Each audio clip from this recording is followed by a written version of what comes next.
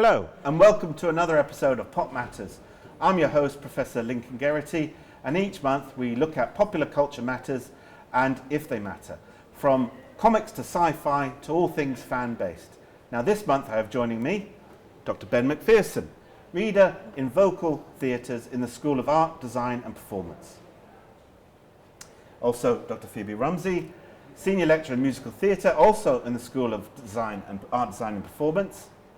And lastly, Cerys Coppins, a PhD student researching musical recordings and fandom.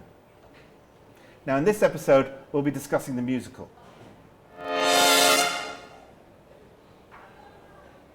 As with past shows, today on Pop Matters, we have real experts on the sofa here to discuss all aspects of popular culture. And this particular corner is the musical. It's certainly a very popular and long-standing form of entertainment that has massive global appeal. Musicals can divide opinion as well as bring audiences together.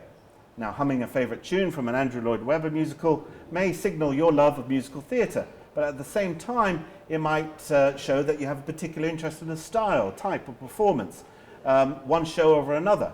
And that, like many other fandoms, musical theatre attracts a diverse community of followers who interact in different ways, display their fandom through different practices, and disagree on what their favourite musical is. So, to get us warmed up, and I know this is we've already been talking about before the recording, what is your favourite musical? I'll turn to Ben first. What is your favourite musical? Today it's your favourite musical. My favourite musical, in fact it is my favourite musical, is Sunday in the Park with George, which is a 1980s musical by Stephen Sondheim and James Lapine. And it's based on a Sunday afternoon on the island of Le Grand Jatte, which is a pointillist painting by George Seurat. Wow. And so it takes the characters from this painting and it imagines fictionalised story around the artist. I saw it when I was 4 years old. It was a PBS broadcast on BBC Two. Cool, blimey. I didn't understand it at the time, but it stuck with me. Something about it stuck with me. Yeah. And the pointillist style is small dabs of different colours without black in it. So that was Seurat's practice.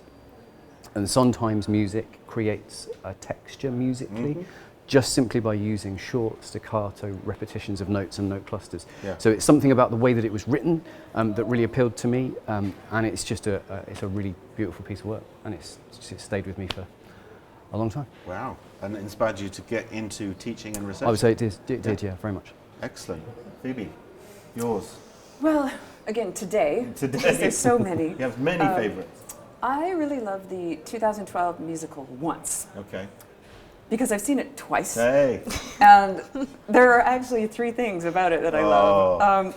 The first is it's this really great story about two people that meet in a moment in time. They arguably fall in love and then they part ways. So it's not the usual boy-girl gets married, happy ending. Yeah. The second reason I really love it is everyone in the cast has to play an instrument.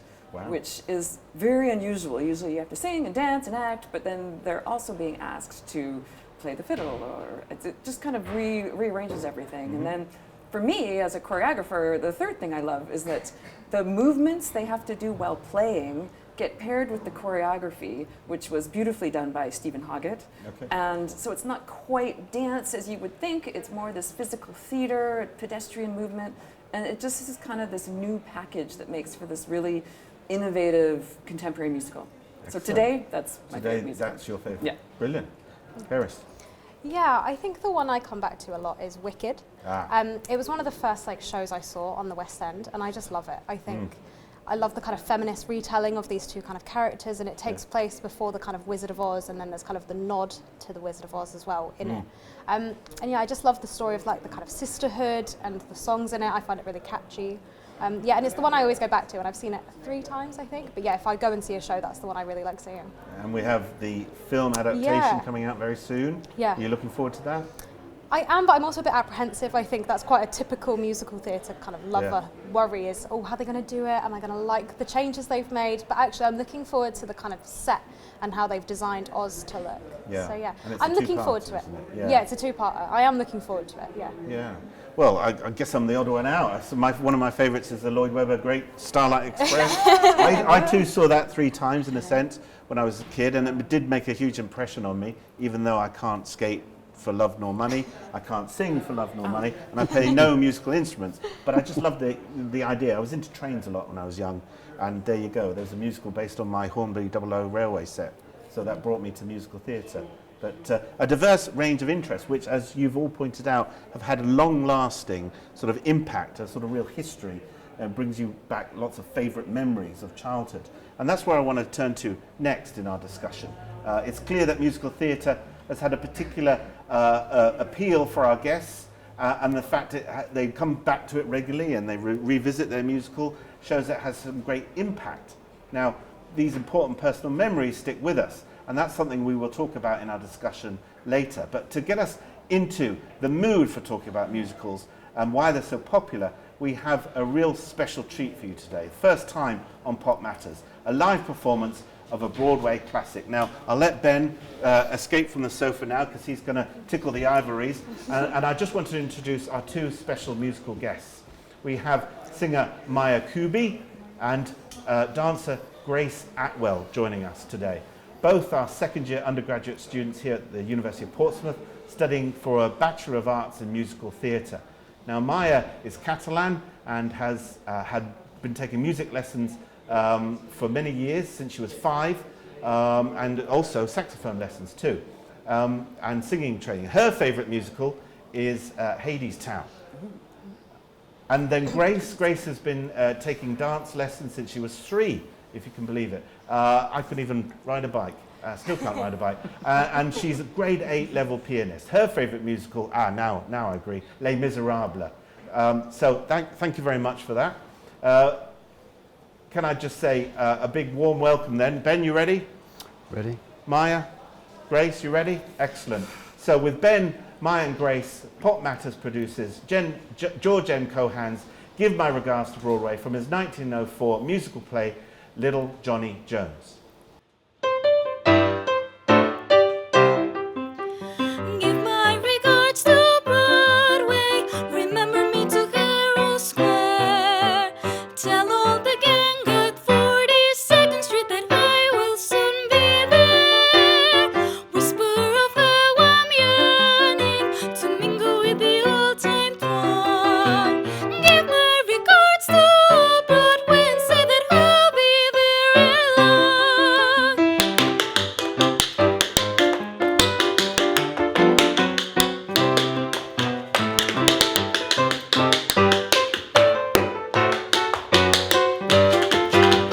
Whisper of how I'm yearning to mingle with the old-time throng. Give my regards to Broadway and say that I'll be there ere long.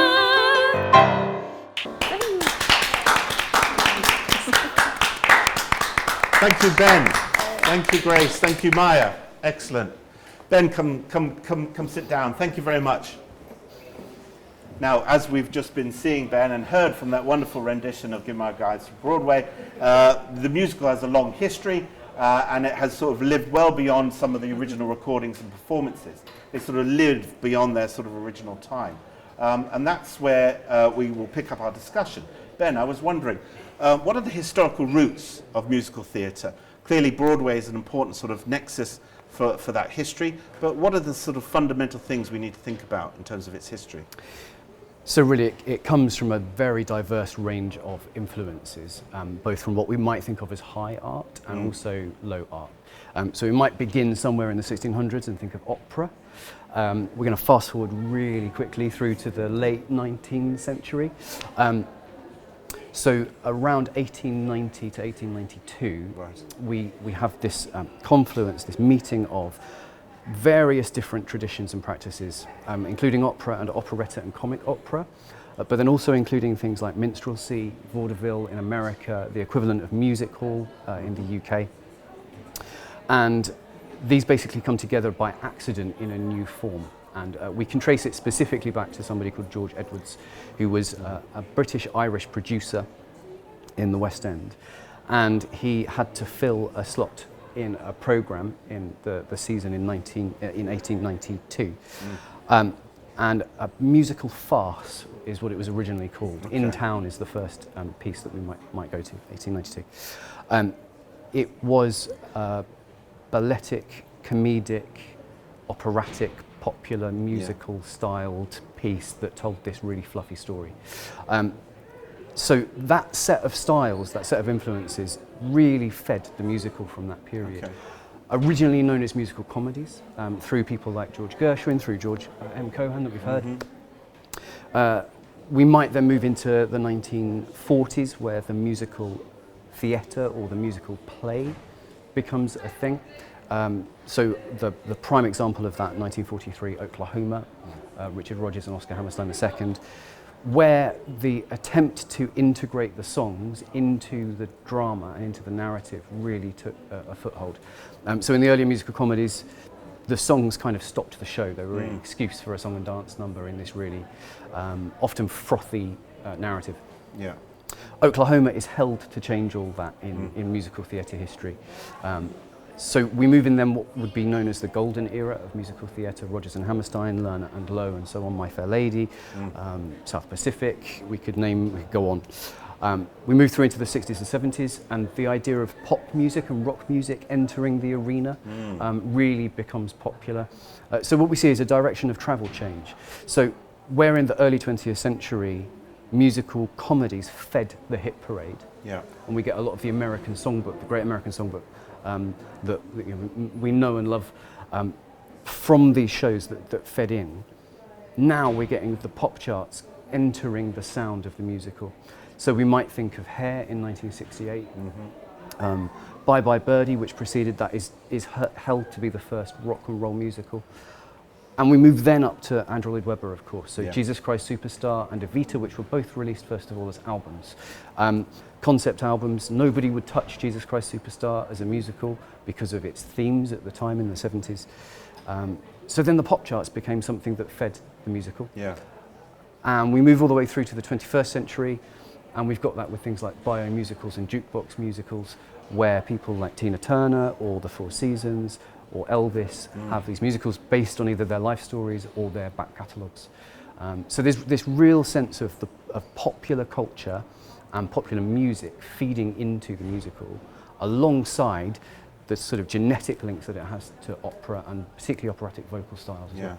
That's excellent. And Broadway, as I was saying, it has its own almost unique history, particularly with the sort of movies in the 1930s and that Depression era. That's sort of, when I think about sort of Broadway, I think about tied to those historical contexts about depression and singing your troubles away. Is that something that is also important within the genre, Phoebe?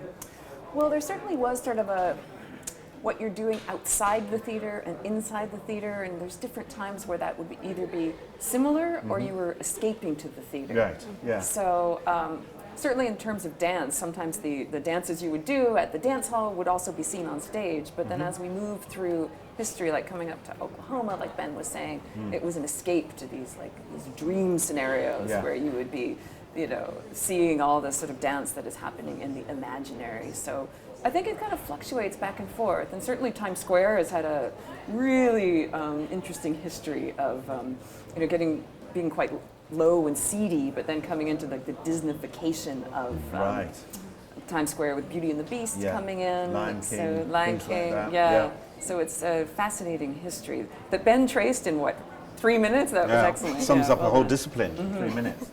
But Cerys, I know you're at the moment studying musicals and fans of musicals like Hamilton and Wicked, which you already mentioned. How important is that sort of, the Disneyfication of the popular sort of musical now? And does that bring more fans to musical theatre than maybe they might not have been attracted, do you think? Yeah, I think there's an interesting link between kind of films that then become musicals and kind of vice versa that I do think brings in a new genre of fans going and seeing things. Especially we've seen it a lot with things like Back to the Future. Yes, which we have even here on the desk. And even kind of moments of kind of history that are also getting it. So Six is an example of people who are interested in Tudor history might go and see the kind of retelling of Henry VIII's wives in this kind of... I've heard about that. Oh, it's brilliant. It was one of the ones I thought, maybe that's my favourite. And it was just the kind of first one. And it's a kind of retelling of Henry VIII's wives in this kind of pop concert scenario, and they're all kind of battling about who's had the worst life with Henry. And actually it's, maybe it shouldn't be a competition, and it's very self-aware of the kind of narrative they have. So they do the whole divorce, beheaded. That's one of the lyrics. Wow. Yeah, and they have their own kind of moments, and it's, we'll leave the audience to vote who's had the worst kind of time, and it's an experience of that. So yeah, we are seeing lots of kind of trends of things that people are interested in coming in through shows, definitely. Now I'm fascinated by that crossover between rock music, like you said, Queen and Elvis, and then real history, like sort of British cultural history, for impetus for the musical. So do you think the musical then is a sort of form that sort of soaks in what's going on in other sort of arenas, other genres, and then transforms it into something unique? I don't know what people's perspectives are. Well, I think that one of my favorite scholars, David Savrin, has said that the musical is a barometer of our time. Yeah. And I think that's really helpful in understanding what's going on. Certainly with Hamilton coming out, that was showcasing, I think Lin-Manuel Miranda's always said he wanted to show America Then performed by America Now. Why? Okay. So that has operated through history with different things going on. Certainly Hair, 1968, was right in the heart of all of the exciting, and it had a very loose structure, and the cast sort of also was that tribe on and off stage, so there was a lot of spreading of that sort of like freedom and free love when Hair came around. So I do think there's a reflection of the time within the musical. Excellent. And that even is the case with the form and the structures that are used. So for something like Oklahoma and what we might call the integrated musical, where those songs are held to develop the narrative and push it forward, it was about the wholeness. It was that sense of modernity. You could go and just become enveloped in this whole world, whereas then we move into the practice of someone like Stephen Sondheim and Harold Prince as a producer-director, and challenging and fragmenting how stories are told, reflect particular cultural eras and developments and trends, because life is messy and complicated. So why can't we reflect that on the musical stage? Yeah. Now, Phoebe, you and Ben as well have brought examples of some of their publications today. So, and Ben, clearly you've got a cultural identity in British musical theatre, written a history of British musical theatre, so clearly that's one of your fascinations, those historical roots. Yeah. And Phoebe, your book on nostalgia, Embodied Nostalgia, I was going to ask you about that. How important is the sort of reflecting back, but also those personal memories of seeing the musical when we young, and how that draws us through, bringing us back to it when we are older? Yeah, I mean, it is really a great question, because like musicals and performance are always looking to the past, whether it's like recent or quite distant. So that's already there. Yeah. But then when you get to the musical, which also has song and dance, that's going to start creating these emotions and memories. Certainly music is always that kind of, you're casting back to when you were young, what you listened to, and that will spark this nostalgic experience. And so, to get kind of complicated about it, musicals have this nostalgic impulse that are like drives dramaturgically through them, which is a fancy word to say like the weave and the texture of a musical already has nostalgia in it. And the musical will either push against that or try to deny it or like subvert this nostalgia. And nostalgia meaning sort of brightly like a longing for something, there's these rose-colored glasses looking back, or maybe wishing for something that you never did have. So there's this longing involved. And where I find it particularly interesting, where the book sort of starts off, is how can nostalgia be embodied? And because you're a dancer performer yourself. So I started thinking about social dance. That's a way, like swing dance or Charleston. Those are old-fashioned dances. And so on Broadway, a good example would be Andy Blankenbuehler, who choreographed Hamilton. And so what he does is he looks at different eras, and his choreographic strategy is often to look at a social dance, but then add his own urban flair to it. So for the Hamilton fans out there, like the Act 2 of Hamilton starts with What Did I Miss? Thomas Jefferson's coming home and he's asking. And so it's this really upbeat number that has this fun sort of Charleston, Lindy Hop style to it. And so you start to see some of that dance in there, which has this nostalgic reckoning to it. But then he puts in this great urban hip hop. And so you see these bodies now doing this dance from before. And so it connects with the audience in various ways of those who might have done those dances, who are looking backwards to that. But then, this operation of the nostalgic machinery of how we're looking forward and looking back at the same time. So I think that, for me, is a really interesting way to dive into musicals, because it's nostalgia, but it not always is. Yeah. And what does that mean when we're waxing nostalgic about something? Yeah. Does that mean that maybe we're not interested in what's going on right now? So I've still only scratched the surface. Sure, and it's an ongoing research project, I suppose. But Hamilton is so, popular, isn't it? And it deals with quite, problematic moments in American history. And it's interesting you said how someone like Thomas Jefferson that sort of divides opinion on his sort of status as a sort of American hero is reflected in dance, not just through the lyrics, but also the way he's represented through dance. Fascinating. Yeah, and Hamilton being so popular suggests that there's a huge fan audience. And Cerys, I know that's your key research area at the moment, studying for your PhD. And we've already talked about, nostalgia and importance of this. So what about the fans? How do they reflect their fandom and the importance of the thing you're studying at the moment, the cast recording? So when you've seen it, you've seen your performance at a theatre, how do the fans take that out and relive it at home? There's so many different ways that fans kind of interact. So through kind of objects, so I've got some cast recordings here. These are my ones. Kind of going and seeing shows. A lot of them I kind of find in charity shops, because I quite like to own the collection. So the latest one I picked up is the Joseph and the Amazing Technicolor Dreamcoat. Excellent, yeah. And I picked that up for £2 in a charity shop. I know. A bargain. I know, it really was. And so collecting the objects, listening to them, engaging with it. You buy kind of fridge magnets, so you've got them and having them on display. You've got a T-shirt, owning that and kind of owning your fandom, and then engaging with other people about it, talking about it. We also see people doing that online as well.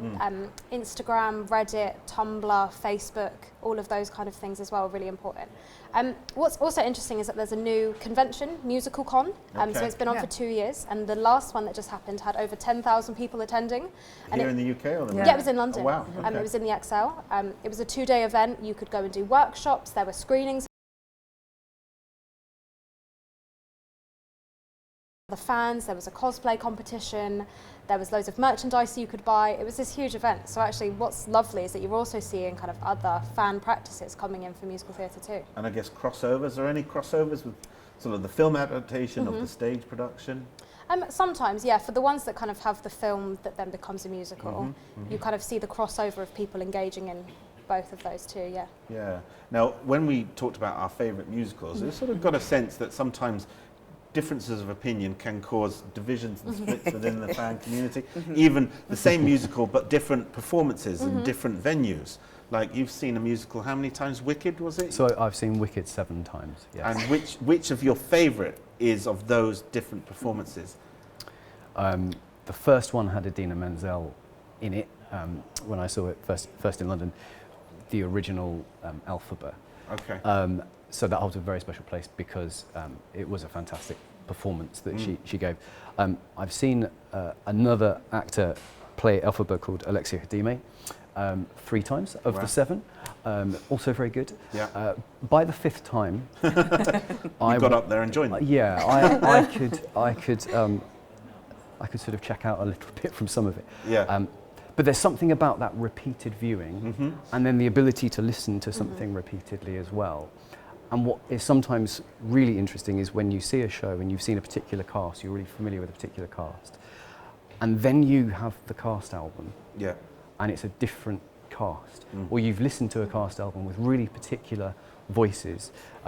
So for me, it's Hadestown at the minute. We've already mentioned it today. Okay. Yeah. Such a specific set of voices that originated those roles. Andre de Shields, Reeve Carney. To then see it in the West End, where I know this current production that's just in previews now, they're using their own accents. All the actors are using their own accents. So if they're regional, that's what we'll hear. Okay. Fantastic. Yeah. Really interesting way of approaching the voices in that show. I feel really anxious about that because in my head, I hear Andre de Shields, I hear Reeve Carney as Orpheus. There's something about how we engage with a particular iconography, I guess, of a recording. And then we see a show live, or we see repeated versions of the show with different casts. And then, of course, that brings us inevitably to Russell Crowe in Les Miserables, which divided fans greatly. Certainly. And yet, in that particular film, all of those performers sang live, which was a really specific technique that Tom Hooper used. So it offers us a particular engagement with thinking about how that musical transferred to film, and then allows people to debate the relative merits of Russell Crowe, Hugh Jackman, of course Anne Hathaway, and so on. Yeah.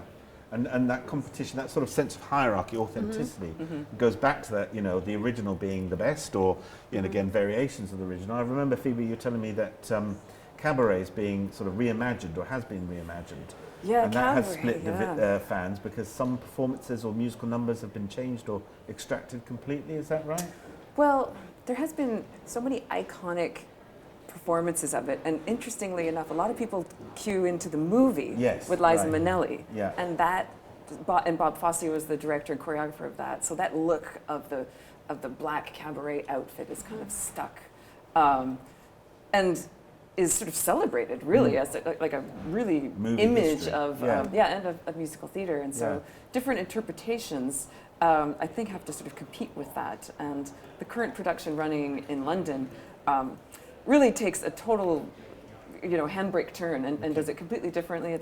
There's not this that cabaret black tight costume. There's all sorts of different explorations that are also being quite protected. You have to get a sticker put over your camera going into there, so that there's not any opportunity for any pictures to be taken or circulated. Okay. So you really, if you want to see what the latest you have to be there. you have to be there. So it's, I suppose that's the difference then, Cerys, with fandoms. Like the experience being there puts fans on a sort of different level. You saw the first, as you said, the original, or you saw that live performance, something went wrong maybe, and that puts you above other fans who never managed to do it. Do you see that in your research, particularly with social media being prevalent, where things could be tweeted and reshared straight away? You see it weirdly for kind of mistakes in musicals. So people talk quite a lot for Wicked again, like if they see a no-fly show, which means that Elphaba doesn't do the big kind of rise at the end for defying gravity. The actors kind of all lower themselves and she stands still. And that's people are like, oh, I saw a no-fly show.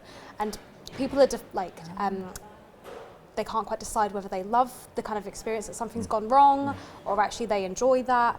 And that kind of divides fans as well in that but also it does create this kind of hierarchy of, oh, I had a unique experience. Sure, I had something that you didn't, or I had a guest, I had a celebrity come in and they were in that, or I had the kind of original Elphaba performing for me.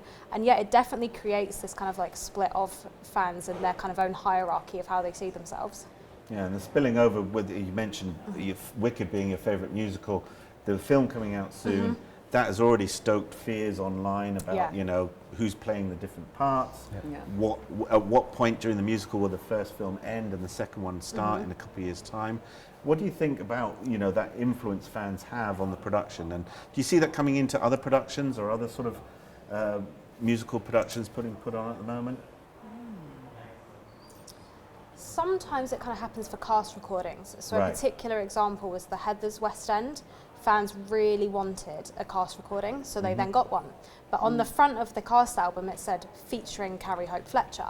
And fans kind of thought, oh, that's a bit weird. Why is your name on it and not the rest of the cast? So she asked for her name to be removed. So now it's just Heathers West End version. Okay. So fans have some kind of influence on those kinds of elements. I'm not sure though, I can't think of kind of examples where it changes the kind of show itself. I'm thinking about Hedwig and the Angry Inch, which was sort of cult appeal. From the movie, and who was it? Neil Patrick Harris came in and played that, and then there was certain celebrities that kind of rotated through. I saw it with Michael Hall, who was excellent, but different sort of musical theater stars have come through that, and that's kind of different supporters will come for that person. I remember trying to get tickets to the Neil Patrick Harris one, like a rush ticket, over and over again. It just became my sort of daily routine was, well, I'll put my name down for that. And and that never happened for me. And then when I got the Michael Hall one, which was just a hair easier, but barely, like I had that experience of seeing that interpretation. And so I think there's, when different leads are playing something, the fans kind of ebb and flow. Sure. And researching it, if you, like I've researched film and media, if I want to go back to something, I just stick a DVD in the machine or go back to Netflix. It's not the same for you. Do you go back up to London or fly over to New York to see it again? How is that sort of managed in your research? Expensive. Lots of trips to New York. So yes, that is how we do it. To think of a particular example currently, there was the Jamie Lloyd reimagining of Andrew Lloyd Webber's Sunset Boulevard. I just have to mention now that's my other favourite musical, but we won't go into that. That's tomorrow's favourite. That's tomorrow's favourite. And traditionally that show was a mega musical based on the Billy Wilder film.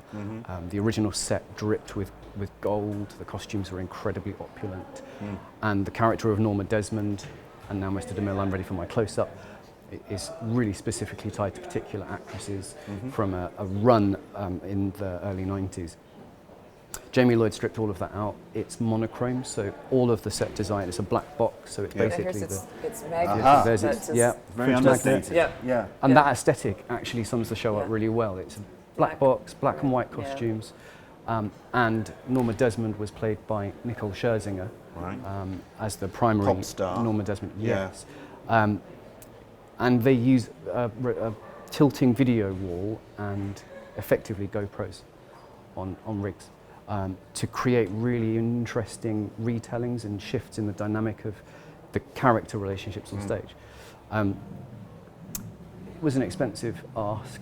We know of colleagues from America that came here to see it because of its radical potential.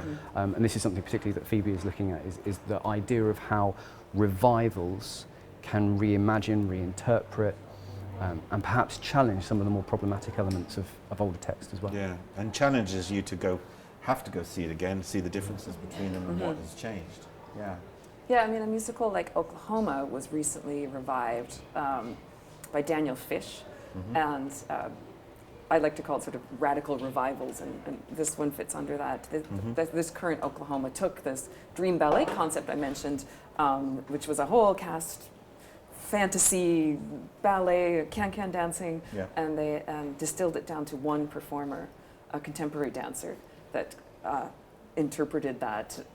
It was choreographed by John Higginbotham, and who's more of a contemporary choreographer, and so this bringing in of people from outside with different aesthetics kind of explodes some of the traditional themes that can be problematic in some of the earlier shows. So this radical sort of retake of musicals is something that's kind of happening right now. So I'm really interested to follow that. There's only been a few where there was a West Side Story that was quite minimalist, and this one and the Cabaret.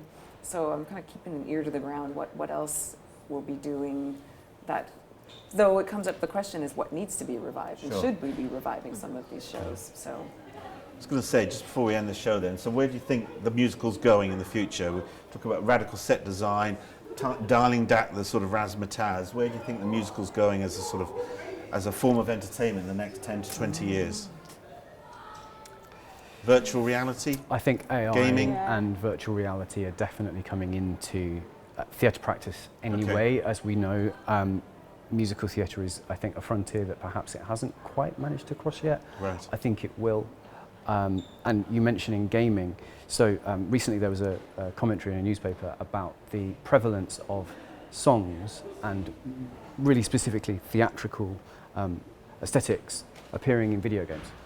So actually there's a bleed the other way, which is really interesting too. So how musical theatre influences other areas of popular culture in these new and emerging technologies and particular practices is also something that I'm interested in. So we might see sort of new skins of Fortnite based on cats or, Joseph and his amazing Technicolor Dreamcoat. But, that's fascinating. Maybe that's something, the next research project on the horizon. But I want to thank you very much. It's been an excellent discussion. Thank you again for the music performance. That's all the time we have today. If you have any questions about what we've been talking about, particularly to our experts here, drop them in the comment box below the video on YouTube, and then hopefully they'll get back to you.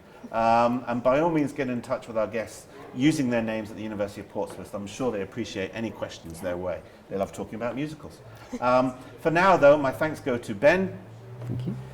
Phoebe. Thank you. Cerys. And of course, Maia over there, and Grace Atwill. Thank you very much. I just want to say we've been discussing the musical, and because pop matters.